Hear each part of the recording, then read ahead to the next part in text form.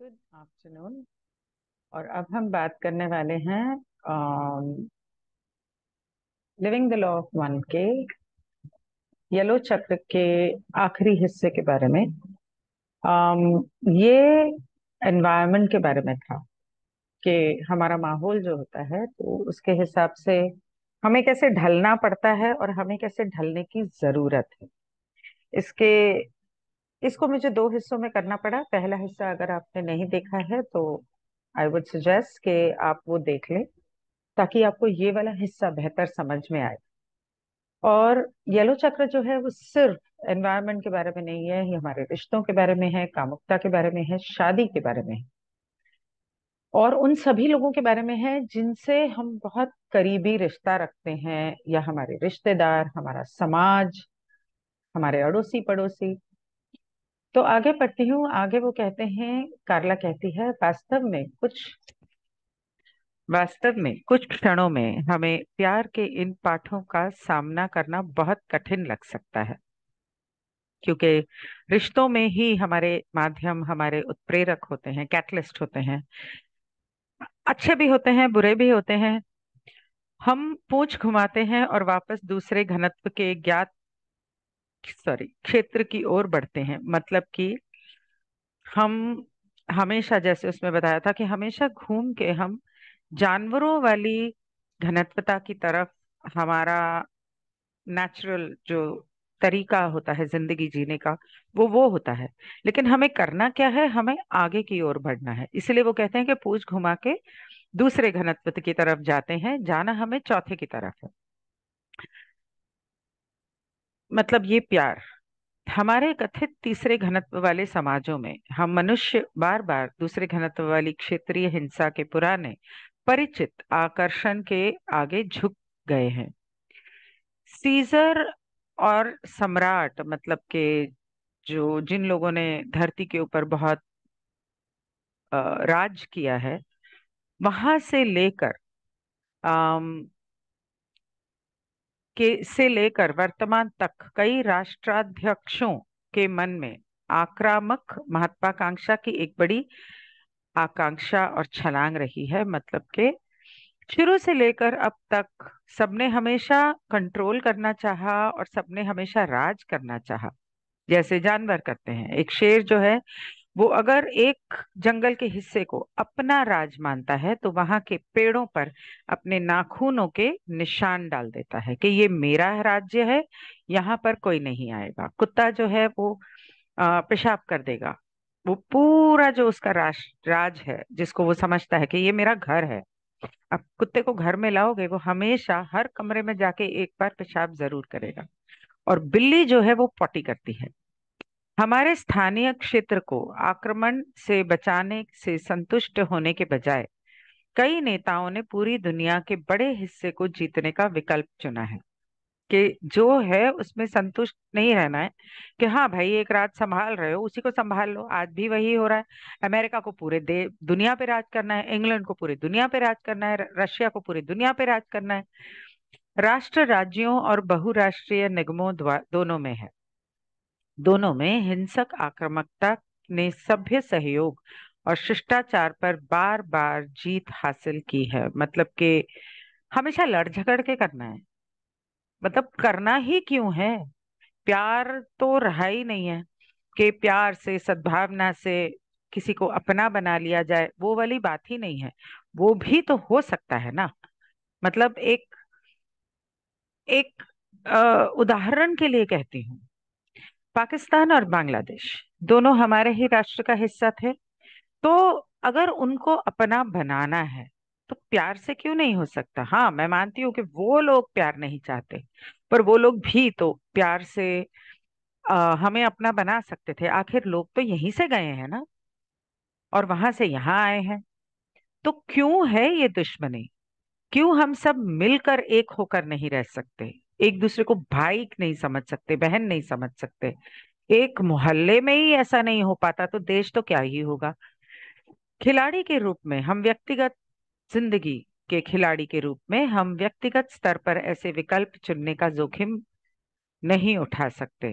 मतलब कि हमें अगर इस जिंदगी का खेल खेलना है जिंदगी को एक खेल की तरह खेलना है, और अगर हमें इस जिंदगी का खेल खेलना है और अपने चक्रों को संतुलित रखना है, तो ये नफरत, आक्रमण, जोर जबरदस्ती ये नहीं कर सकते। अगर आपको दूसरों की सेवा के रास्ते पर जाना है तो हम ये नहीं भूल सकते कि हम सब एक हैं। हमें ये याद रखने की जरूरत है कि जब हम दूसरे के शरीर को नुकसान पहुंचाते हैं तो हम दरअसल अपने शरीर को नुकसान पहुंचा रहे हैं। जब हम फिर से युद्ध के लिए राजनीतिक बहाने सुनते हैं, या जब यातायात में एक असभ्य ड्राइवर हमारा ड्राइवर द्वारा हमें रास्ते पर कोई ड्राइवर हमारा रास्ता काट देता है, तो हमें बिना शर्त प्यार की सच्चाई को याद रखने की जरूरत है। मतलब कि किसी ने लेन कट दिया, किसी ने रास्ता काट दिया, ऐसा कुछ हो गया तो हमें कितना गुस्सा आता है। सॉरी, मेरे चश्मे का कपड़ा गिर गया। तो हमें कितना गुस्सा आता है, तुरंत ही मुंह से गाली निकलती है, या कुछ ना कुछ आ, गाली नहीं भी निकलती तो मुझे याद है कि लखनऊ के लोग गाली भी बड़ी प्यार से देते हैं। आपने हमारा रास्ता काटा, मतलब गाली दे के फिर उसके बाद इस तरह से बात की जाती है। मुझे इतना मीठा लगा सुनने में, और मुझे समझ में नहीं आया कि ये गाली दे रहे हैं, ये लड़ रहे हैं, या ये क्या कर रहे हैं। तो आमतौर पर ऐसा होता है, और ये जिंदगी की, रोजमर्रा की जिंदगी की एक बहुत ही छोटा सा उदाहरण था जो रोज दिन होता है हम लोगों के साथ। मतलब ड्राइवर हो गए, नौकर हो गए, रास्ते पे चलने वाले हो गए, किसी के साथ भी नहीं। जब तक हम आक्रामकता के खिलाफ अपने घरों और परिवारों की रक्षा नहीं कर रहे हैं, तब तक दूसरों को मारना सही समाधान नहीं है। मारना ही क्यों, मतलब जान से मारना तो बहुत ही बड़ी बात हो गई, लेकिन उसके अलावा भी किसी से लड़ना जरूरत नहीं है। कहते हैं कि कहावत है कि जहां वेर अगर आपको कोई काम करवाना है तो वो प्यार से भी हो सकता है। हाँ, अगर आपको डर है कि वो नहीं होगा, या आप जो करवा रहे हो वो गलत है, तो आप जोर जबरदस्ती से करवाओगे। अगर वो सही है और आपका हक है, तो वो प्यार से भी हो सकता है। नहीं, दूसरे के अशिष्ट व्यवहार को क्रोध से स्वीकार करना कोई सही समाधान नहीं है। इसका मतलब ये नहीं है कि किसी ने बेमतलब आपको एक थप्पड़ मार दिया तो आप दूसरा गाल आगे कर। किसी ने आपको मारने के लिए हाथ उठाया तो आप सीना आगे कर दो, हाँ भाई छुरा मार दे, या पीठ आगे कर दो कि हाँ मार दो। अगर कोई गलत है तो उसके व्यवहार को अपनाना, स्वीकार करना और चुप रहना, ये सही नहीं है, और ये सही समाधान भी नहीं है। हम इस क्षण में प्यार खोजने के लिए पृथ्वी पर हैं। हमारी, देखो, प्यार खोजना, प्यार देना, वो एक बात है। आप बार बार बार बार किसी के साथ किसी का दुर्व्यवहार जो है उसको इग्नोर कर सकते हो, उसको एक हद तक इग्नोर कर सकते हो। उसके बाद आप उन्हें बोल सकते हो कि मुझे ये पसंद नहीं है, वो फिर भी नहीं मानते, तो अगर वो चारा है तो आप उनके रास्ते से हट सकते हो कि ठीक है, तुम अपने घर खुश, मैं अपने घर खुश। धन्यवाद, आप हमारी जिंदगी में आए।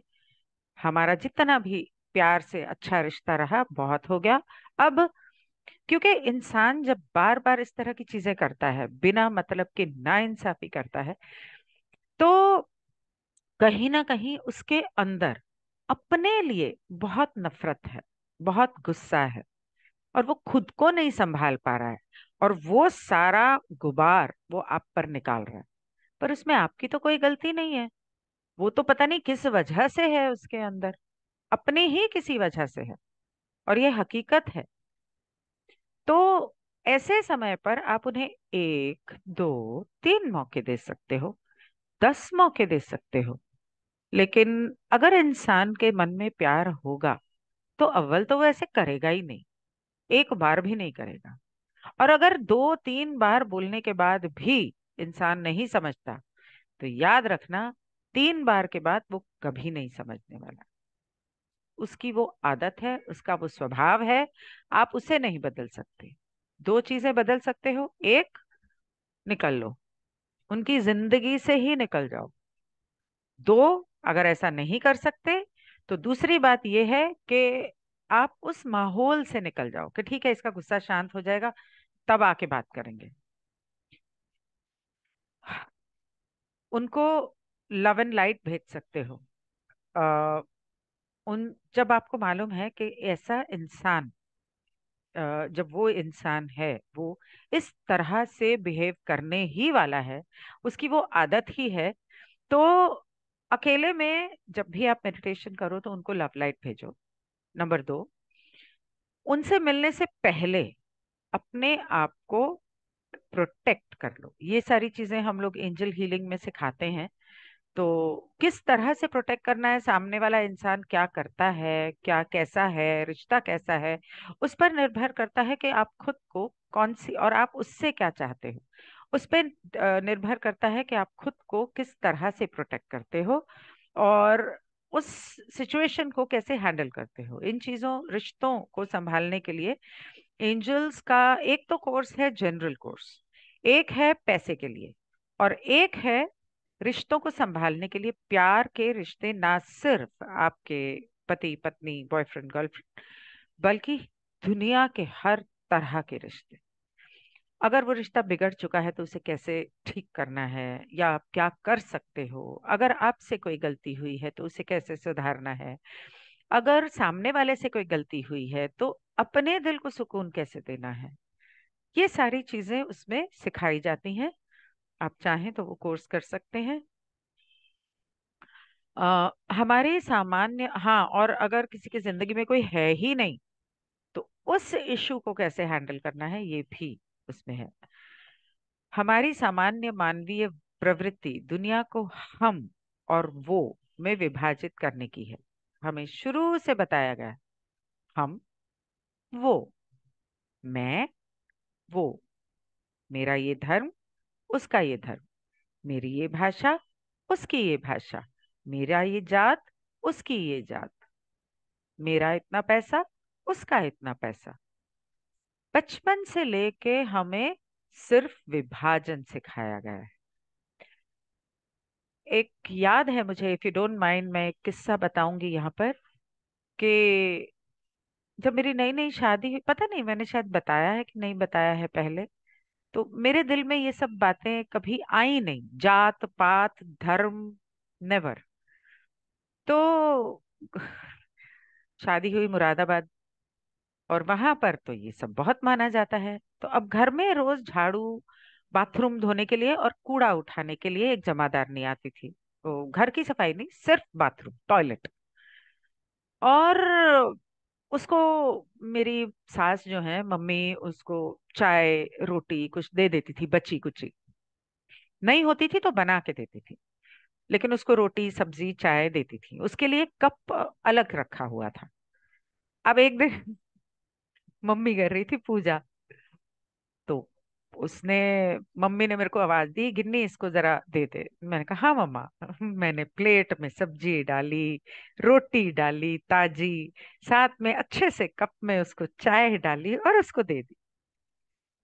वो बूढ़ी औरत वहां पे खड़ी, हाँ, वो मुझे देखे, मेरी सास की तरफ देखे, सास तो उधर थी, वो मुझे देखे और वो प्लेट को देखे, और वो हंसने लगी। मतलब उसका इतना दिल भर आया कि उसको अच्छा लगा। लेकिन वो जानती थी कि मेरी सास को पसंद नहीं आएगा। तो उसने मेरी सास को आवाज दी कि माता जी, ये आप ही आ जाओ। मैंने कहा क्या हो गया, आप ले लो। तो मम्मी आई, क्या हो गया। तो मम्मी कहती ये क्या कर रही है, प्लेट में थोड़ी देते हैं इसको।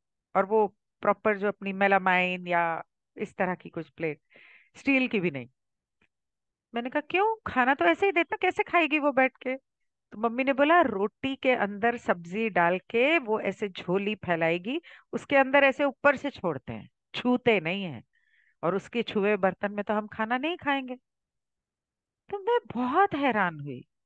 मैंने बोला क्यों, क्या वो इंसान नहीं है? कैसे खाएगी वो और क्या हो जाएगा अगर वो एक प्लेट को छू लेगी या कप को छू लेगी? तो मम्मी ने बोला इस कप में चाय नहीं देनी, उधर एक टूटा हुआ कप रखा है पुराना, उसमें दे। मुझे बहुत बुरा लगा। मैंने बोला मम्मी मैं नहीं मानती इन बातों को। तो मम्मी ने बोला नहीं, हमारे घर में ऐसा नहीं होता। फिर मम्मी ने उसको जैसा शी वॉज कंफर्टेबल ऐसे उसको दिया चाय और खाना, और हंसने लग गए दोनों मुझ पर मुझे वो बात आज तक नहीं भूली। और आज भी अगर मेरे घर में मेड्स या कोई आता है, any cup glass they are allowed to use anything, और वो जमीन पर बैठ के खाएं, मुझे अच्छा ही नहीं लगता। ऊपर बैठो, सोफे पे बैठो, कुर्सी पे बैठो, इंसान हो। हम भी तो इंसान हैं। क्या हो जाएगा अगर बैठ जाओगे, गंदा थोड़ी ना हो जाएगा। तो ये जो विभाजन है ना, खास करके हमारे देश में, बाहर शायद इतना ना हो, लेकिन भारत में ये बहुत ज्यादा है। और ये बहुत गलत बात है। जात पात के नाम पे आ, लोगों को मार देना, लड़का लड़की प्यार में पड़ गए भाग गए तो उनको मार देना, अपने परिवार वाले ही मार देते हैं। और ये छोटी छोटी बातें, खैर, उन लोगों को बाहर करना बहुत आसान है जो हमारे जैसे नहीं है, बहुत आसान है। हमारे और अन्य लोगों के बीच समानताएं खोजने की तुलना में जिनके तरीके हमारे जैसे नहीं है या हमसे परिचित नहीं है, बहुत आसान है। अरे वो तो गरीब है, हम पैसे वाले हैं, अरे वो तो इस जात का है, वो हिंदू है, वो मुस्लिम है। आप फर्क देख रहे हो, कभी समानता भी देख लो। एक विषय के रूप में विभाजनकारी मानवीय गुण पृथ्वी पर इन विभिन्न समूहों के प्रति नस्लीय, धार्मिक, जातीय पूर्वाग्रह है कि जैसा मैंने कहा, जात पात, रंग, भाषा, देश, अम, हर चीज पे, यहाँ तक कि आज की कॉरपोरेट वर्ल्ड में औरत और आदमी, आज की क्या शुरू से होता आ रहा है, औरत और आदमी को एक ही नौकरी, कुछ नौकरियां ऐसी हैं जो औरतों को दी ही नहीं जाती, और अगर दी जाती हैं तो अगर वो आदमी अगर वो नौकरी कर रहा होता तो उसे शायद उससे कई गुना तनख्वाह मिल रही होती। क्योंकि वो औरत है, उसे तनख्वाह कम दी जाती है। तो ये क्या विभाजन नहीं है? क्यों, काम तो वो वही कर रही है, उतना ही कर रही है। बल्कि वो औरत अपने परिवार को छोड़ के यहाँ आके तुम्हारा काम कर रही है, और घर जाके उसे घर का भी काम करना है, अपने बच्चे भी संभालने। तो उसके लिए क्या उसे आदमियों से ज्यादा नहीं देना चाहिए? आदमी ने क्या करना है, काम से जाना है, जाके पैर पसार के सोफे पे बैठ जाना और टीवी देखना है, खाना लाओ। परिसंघ का कहना है कि वास्तव में प्रत्येक जाति अलग है, लेकिन अंतर त्वचा के रंग और आत्मा के मूल्य में नहीं है। बाहर से देखने में चाहे अलग अलग ग्रहों के लोग भी शायद अलग होंगे, लेकिन सिर्फ बाहर से अलग है ना। अंदर से तो हम सब में एक ही कृष्ण या एक ही विष्णु या एक ही ब्रह्मा या एक ही शिव या एक ही अल्लाह की लौ जलती है। ये हमारे आदर्श दिमागों के गुणों और संरचना में है, आर्केटिपिकल माइंड में है। चूंकि हम सभी डीएनए के संदर्भ में कहीं और से आए हैं या सुदूर अतीत में अलौकिक लोगों द्वारा आनुवंशिक रूप से बदल दिए गए हैं, मतलब कि हम सब धरती के ऊपर जितने लोग हैं वो सब किसी ना किसी ग्रह से आए हैं। तो उस ग्रह के जो स्वभाव की आदतें वगैरह जो हैं वो उनके डीएनए में है। उसके अलावा जो अलौकिक सभ्यताएं धरती पर आती रहीं, वो अपने हिसाब से हमारे डीएनए को बदलती रही। तो इस वजह से हर धरती के ऊपर जगह जगह जगह जगह पे सब लोग कहने के लिए ऊपर से अलग हैं। तो उनका आर्केटिपिकल माइंड अलग है, उनके रूट ऑफ द माइंड में, जैसा मैंने कहा था, conscious mind, subconscious mind, unconscious mind में और डीएनए में उनके थोड़ा सा फर्क है। परिसंघ के अनुसार हमारी पृथ्वी आर्किटाइप कुछ हद तक हमारे मूल ग्रहों के आर्किटिपिकल दिमाग के साथ मढ़ा हुआ है। मतलब कि अ,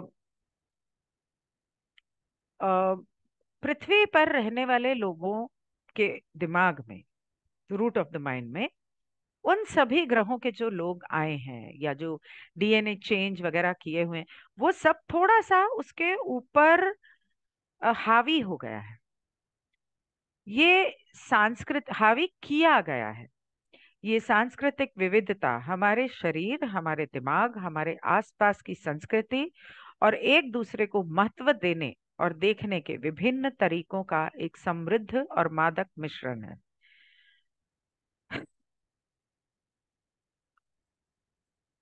मतलब कि ये जो पूरी दुनिया में अलग अलग सभ्यताएं हैं, कोई अफ्रीकन है, कोई अमेरिकन है, कोई यूरोपियन है, कोई चाइनीज है, ये अलग अलग जरूर हैं, लेकिन इसमें भी हमें एक दूसरे की को वो कीमत देनी चाहिए, या वो समझना चाहिए, महत्व देना चाहिए, ये जानते हुए कि ठीक है, हम बाहर से एक अलग हैं।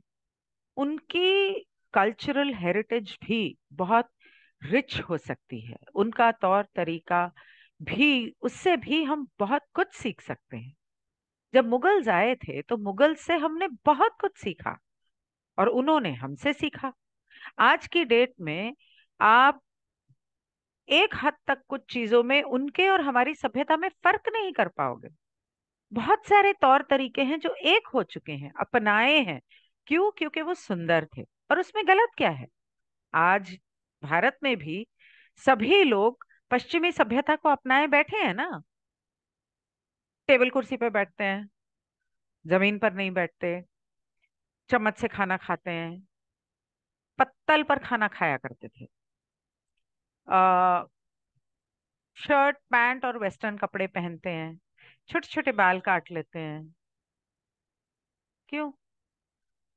तो वो भी तो आपने अपनाया ना, आपकी कन्वीनियंस के हिसाब से अपनाया। अंग्रेज बोल गए जूते पहनने, अरे वहां ठंड होती है तो वहां वो लोग जूते पहनने हैं, भारत में क्यों जूते पहनने हैं? यहाँ तो गर्मी इतनी है, बारिश है, जूतों का सत्यानाश हो जाता है, पैर दब जाते हैं, क्योंकि हमारे पैर ऐसे बनाए गए हैं, ऐसे भगवान ने हमारे पैर ऐसे बनाए हैं, और जूते हमारे पैर को ऐसे निचोड़ देते हैं, जो कि गलत है। अपना रहे हैं ना वहां की सभ्यता। चप्पल क्यों नहीं पहन सकते चमड़े की, कोल्हापुरी चप्पल, या चमड़े की जयपुरी चप्पल, वो क्यों नहीं पहन सकते? हर प्रांत में अलग अलग तरह का पहनावा और चप्पल बनाई गई है, क्योंकि वहां का मौसम ऐसा है, वहां की सभ्यता ऐसी है। एक सांस्कृतिक विविधता हमारे शरीर, दिमाग, आसपास की संस्कृति और एक दूसरे को महत्व देने और देखने के विभिन्न तरीकों का एक समृद्ध और मादक मिश्रण है। हम सभी के इन विभिन्न आनुवंशिक रूप से एनकोडेड नस्लीय निकायों में कई जीवन बिताए हैं, प्रत्येक आदर्श प्रणाली की समृद्धि को सीखते हुए। कहते हैं जैसा देश वैसा भेष। तो हमारा देश तो ऐसा है, तो हम उनका भेष क्यों अपना के बैठे हैं? वो कहते हैं कि हमने बहुत जिंदगियां इन अलग अलग जेनेटिक्स में, मतलब जो डीएनए में फर्क किया है, दवाइयां दे दे के, लगा लगा के, खिला खिला के, ड्रॉप्स दे दे के, ये सब जो किया है ना, ये अलग अलग प्रांत के लोग, जैसे अफ्रीका के लोग, गोरे लोग, चाइनीज लोग, जापानीज लोग, कोरियन लोग, रशियन लोग, अलग अलग जो हैं, इनके साथ हमने समय बिताया है, और हम इनके जो अच्छी चीजें हैं, जब आप कहीं पर जाओ, उनकी अच्छी चीजें अपने साथ ले आओ। हर एक के लिए एक अलग तरीका होता है, अच्छी अच्छी चीजें अपने साथ ले आओ, उनको सीख लो, क्यों नहीं? स्वाभाविक रूप से चूंकि हम सभी यहाँ पुरानी आत्माएं बन गए हैं, हम एक दूसरे की धारणा के, सॉरी, ये कारला कह रही है, सॉरी। तो संभावित रूप से, चूंकि हम सभी यहाँ पुरानी आत्माएं बन गए हैं, मतलब इतनी हजारों सालों से पुनर्जन्म ले रहे हैं, हम एक दूसरे की धारणा के प्रति बेहद सहिष्णु बन सकते हैं। मतलब कि बर्दाश्त करने का मादा जो है वो हम में ज्यादा होना चाहिए। अब मैं आपको बताती हूँ, हिप्नोथेरेपी जब मैं सीख रही थी, हिप्नोथेरेपी के दौरान और जब मैंने अपने लिए बहुत सारे पास्ट लाइफ रिग्रेशंस किए, एक जिंदगी में मैं स्कॉटलैंड में पैदा हुई, एक जिंदगी में ग्रीस में पैदा हुई, दो जिंदगियां मेरी इजिप्ट में थी, एक मेरी मेक्सिको में थी, एक दो जिंदगियां मेरी इंग्लैंड में थी, एक लखनऊ मतलब मुगल खानदान में मैं पैदा हुई थी, और एक मेरी साउथ इंडिया की थी, कर्नाटका साइड। कर्नाटका भी नहीं, मैं केरला बोलूंगी उसको, केरला कर्नाटका, उस मतलब केरला केरला कर्नाटका का बॉर्डर होगा। तो एक मेरी जिंदगी वहां थी, और अगर मैं गलत नहीं हूं तो कहीं ना कहीं एक जिंदगी मेरी व्योमिंग्स में थी, एक मेरी वो क्या कहते हैं, नॉर्थ ईस्ट की तरफ, बंगाली, उस नॉर्थ ईस्ट वाला बेल्ट जो है वहां पर रही है। और मैं ये सारी जिंदगियां, इसमें से कुछ मैंने देखी नहीं है, पर मैं जानती हूँ, मेरा दिल जानता है कहीं ना कहीं, पता नहीं क्यों एक लालसा है वहां जाने की। और ये सारी जिंदगियां तो मैंने देखी हैं। अब वो कितना सही है कितना गलत है, वो काम करता है या नहीं, ये सबकी अपनी अपनी सोच है। इतना सब जानने के बाद तो पता है कि कहीं ना कहीं तो वो सही है, क्योंकि हमारे रूट ऑफ द माइंड में तो सारा कुछ है। कहीं से ऐसे उभर आती हैं तस्वीरें, वो कहीं से भी नहीं आती, कहीं ना कहीं आपके रूट ऑफ द माइंड में होती हैं, तभी आप देखते हो हिप्नोथेरेपी में। तो इतनी सारी जो जिंदगियां मैंने जी, राइट, इन जिंदगियों में आज अगर मैं, हो सकता है कोई अफ्रीका में भी हो, मुझे याद नहीं है, या मैंने उस बारे में सोचा नहीं, ईरान में भी एक थी, ईरान इराक वाली साइड पे। तो इतनी सारी जिंदगियां मैंने जी हैं, इन सारी सभ्यताओं में मैंने जीवन बिताया है, उनसे कुछ चीजें सीखी हैं। एक मेरी जिंदगी एटलांटिस पर थी, और ये सारी जिंदगियां जिनसे मैंने इतना कुछ सीखा, क्या वो मेरे दिमाग में नहीं है? तो आज अगर मैं किसी को बोल दूं, अरे तुम तो ये हो, तुम तो वो हो, तुम तो इस देश के हो, तुम तो इस भाषा के हो, तो मैं भी तो कहीं वहां की रह चुकी हूँ। तो उनमें और मुझ में फर्क क्या है? तो क्या ये फर्क करना सही है? ये फर्क हमारे दिमागों में डाले गए हैं, और इन्हें हम जितनी जल्दी अपने दिमाग से निकाल दें उतना बेहतर। अम संभावित रूप से, चूंकि हम सभी यहाँ पुरानी आत्माएं बन गए हैं, हम एक दूसरे के कथित मतभेदों के प्रति बेहद सहिष्णु हो सकते हैं। यह दुर्भाग्यपूर्ण है कि दूसरे घनत्व व्यवहार का खिंचाव अभी भी हमारे अंदर मजबूत है। कुत्ते बिल्लियों का, बंदरों का पूर्वाग्रह जीवित और स्वस्थ है। अम, पूर्वाग्रह मतलब प्रेजुडाइज, मतलब के फर्क करना।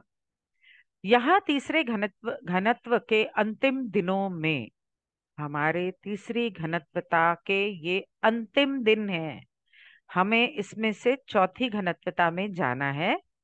और ये किताब मेरे ख्याल 2000 के बाद लिखी हुई है, तो हमें चौथी घनत्वता में जाना है। तो उस दूसरी घनत्वता को आप भूल जाना चाहिए। जानवरों सी जिंदगी नहीं जीनी चाहिए। कुछ लोग होते हैं जो सिर्फ दो चार चीजों के लिए जीते हैं, खाना खाना है, सेक्स करना है और सो जाना है। ये तो कुत्ता भी करता है, सुअर भी करता है। सुअर तो गली गली मुंह मारता है गंद में। तो घर का खाना छोड़ के, और जब मैं कह रही हूँ घर का खाना, तो उसके बहुत सारे मतलब होते हैं, आप समझ लो, मैं बोलना नहीं चाहती। घर का खाना छोड़ के जगह जगह नालियों में मुंह मारना सुअर करता है। कुछ लोग समझते हैं कि वो जब ऐसा करते हैं तो वो शेर हैं। शेर नहीं है, सुअर है। शेर कभी अपनी मांद के अलावा कहीं और मुंह नहीं मारता। अपने राज्य को छोड़ के दूसरे राज्य में मुंह नहीं मारता। वो भी एक दूसरे के राज्य की इज्जत करते हैं। तो हम तो फिर जानवरों से भी बदतर हो गए।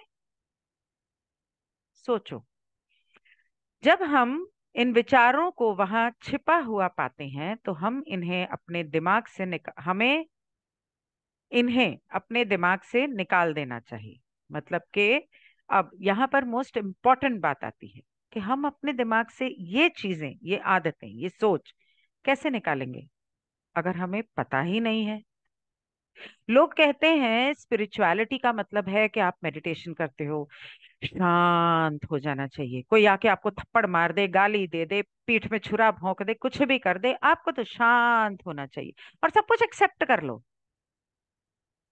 चू चूहा समझे क्या कि कोई डर देखा तो बिल में घुस गए? सॉरी, स्पिरिचुअलिटी का मतलब है बीइंग अवेयर, अवेयरनेस लाना अपने अंदर। अवेयरनेस कैसे लाओगे? जब आप अपने अंदर मेडिटेशन में हो, सोते हो, जागते हो, उस समय पर आप क्या सोच रहे हो, आप क्या कर रहे हो, आप क्या बोल रहे हो, उसके बारे में जानकार होना कि हाँ मैंने गलत किया, हाँ मैंने गलत बोला, मैं जो सोच रही हूं वो गलत है, और फिर कॉन्शियसली उसको सही करना। गलती हो जाती है लोगों से, सबसे होती है, मुझसे तो बहुत होती है, रोज होती है। लेकिन क्या आप अपनी गलती को पहचानते हो और फिर उसे सही करने की कोशिश करते हो? जैसे बहुत बार मेरे दिमाग में बहुत सारे नेगेटिव ख्याल आते हैं, ये हो जाएगा, वो हो जाएगा, और मैं सोच रही हूँ कि मैं ऐसा क्यों सोच रही हूँ, क्या जरूरत पड़ी ऐसा सोचने की, क्या ये नेगेटिव सोच नहीं है? और जब मैं नेगेटिव सोचूंगी तो क्या मैं उसे मैनिफेस्ट नहीं करूंगी अपनी जिंदगी में? तो मुझे ऐसा नहीं सोचना चाहिए। इमिजिएटली ऐसे cut cancel delete, cut cancel delete, cut cancel delete. मैं अपने हायर सेल्फ को बोल रही हूँ कि मैंने जो सोचा उसे मेरे सोच से और मेरी कॉन्ट्रैक्ट से कट कैंसिल डिलीट करो, कंट्रोल ऑल्ट डिलीट कर दो। और पॉजिटिव ये है कि all is well, all is well, सब सही है। ये अवेयरनेस जो है, ये जब तक हमारे अंदर नहीं आती कि आप अपनी हर सोच, हर शब्द, हर कर्म के बारे में खुद जानकार, जब तक आप खुद को नहीं पहचानते, आप खुद से प्यार नहीं कर सकते। जब आप खुद को पहचानोगे तभी आप दूसरों को पहचान पाओगे।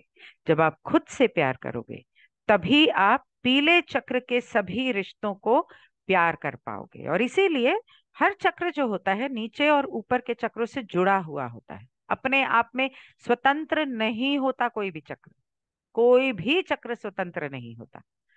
वो हर कदम पर, आपके हर कर्म में एक दूसरे से जुड़ा हुआ होता है। तो जब यहाँ पर आपके अवेयरनेस आएगी तो आपका हार्ट चक्र खुलेगा।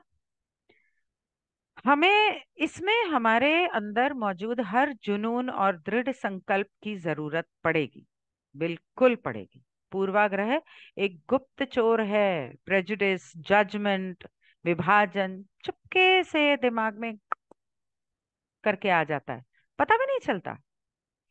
यदि हम इसे अपने अंदर आने देते हैं तो ये हमसे और अधिक बनने की हमारी आशा को छीन लेगा।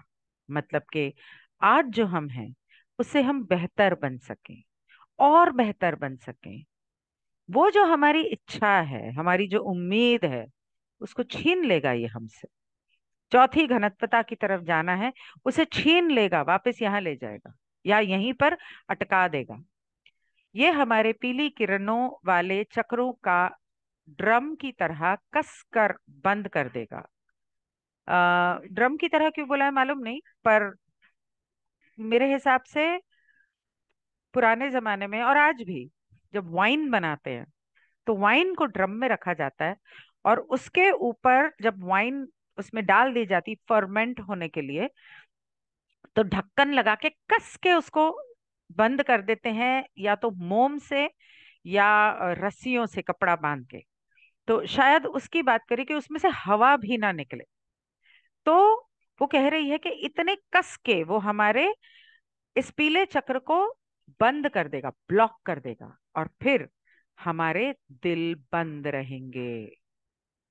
हार्ट चक्र जब तक नीचे की ऊर्जा और ऊपर की ऊर्जा सम नहीं हो जाती है, दोनों हार्ट चक्र में नहीं पहुंचती है, हार्ट चक्र नहीं खुल सकता।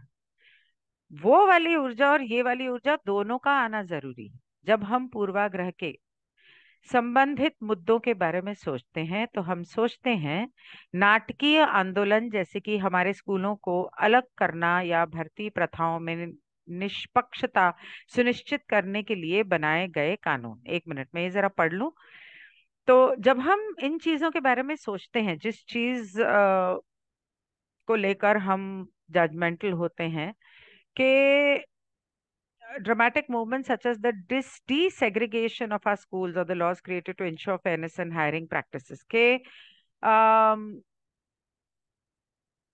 हमारे अंदर ये विभाजन ना आए, इसके लिए जैसे एक स्कूल में हर तरह के बच्चे आते हैं, हर जात के, हर प्रांत के, हर भाषा के, अमीर गरीब, हर तरह के आते हैं।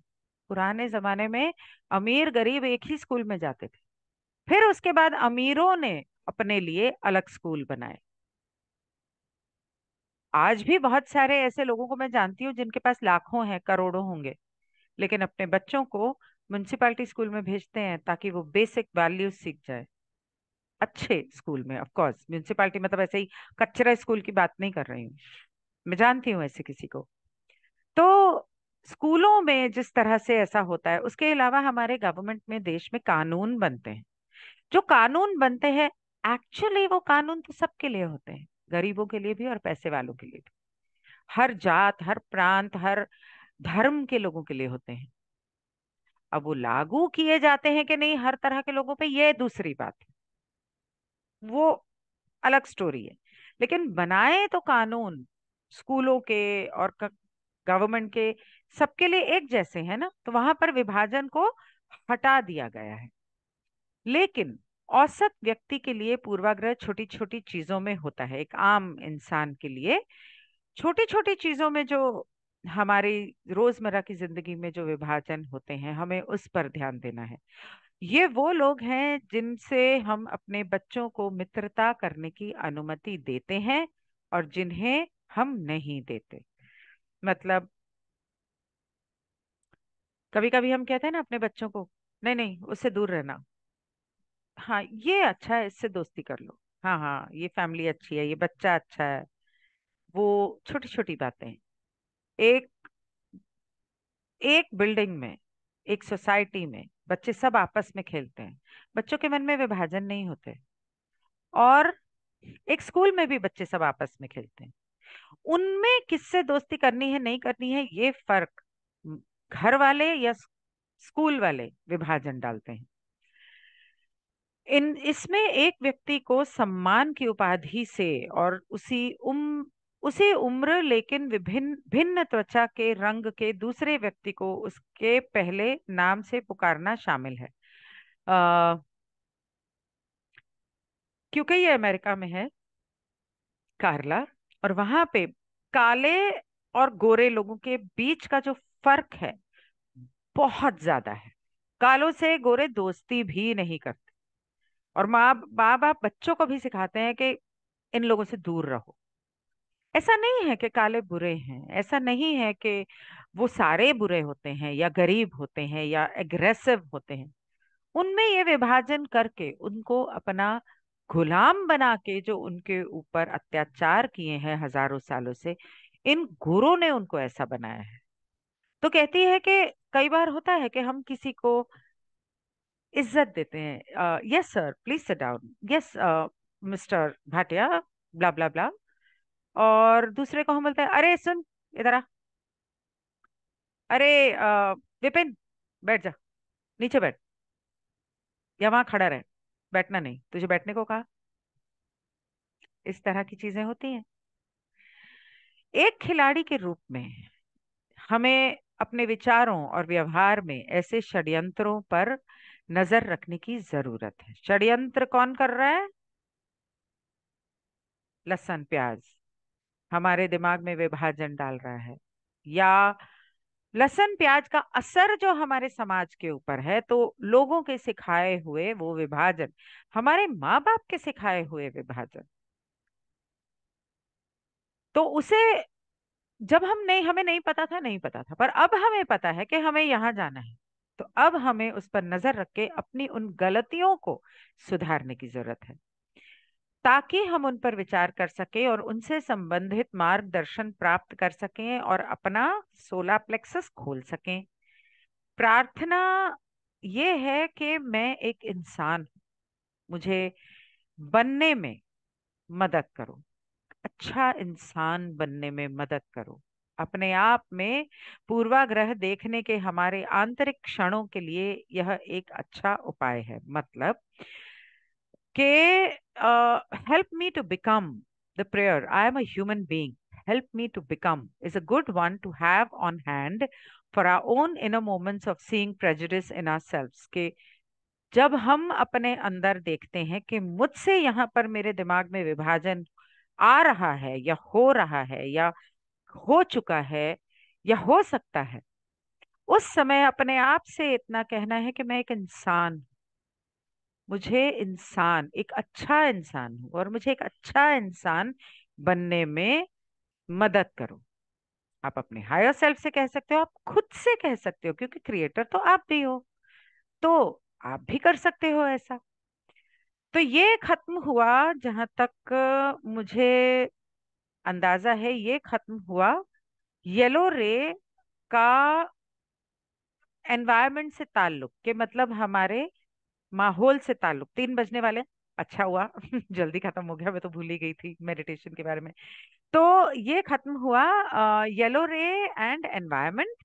इसके बाद आता है येलो रे का ही एक और चैप्टर बाकी है, और वो है कि इसको हील कैसे करना है, इसका उपचार कैसे करना है। अगर ये ब्लॉक्ड है तो इसका उपचार कैसे करना है। तो I will see you tomorrow with that. Thank you so much and good bye.